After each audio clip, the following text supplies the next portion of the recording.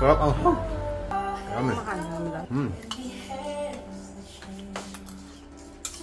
Chicken lang. Mamaya yung ulam. Kaya panalo. Pusit Bicol Express. Tara, luto tayo. Yan, salang natin yung kaldero. Maglagay tayo ng mantika, painitin. Pagkatapos ay ilagay ang sibuyas, ginger and garlic. Then maglagay rin tayo ng fresh cracked black pepper para mas lumabas ang aroma na ito. Isabay natin pagigisa. After mag golden brown ay ilagay na natin yung ating in-slice na giant pusit. Halu-haluin na ng konti. Then ilagay natin yung ating pangalawang gata.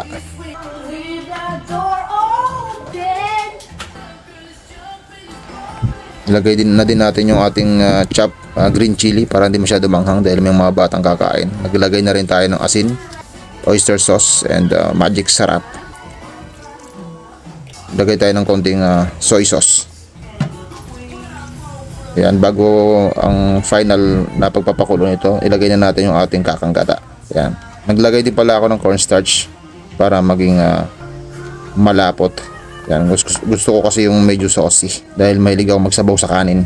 Iwasan po nating ma-overcook ang pusit dahil sigurado ang kunat niyan. Ayan, tikman na natin.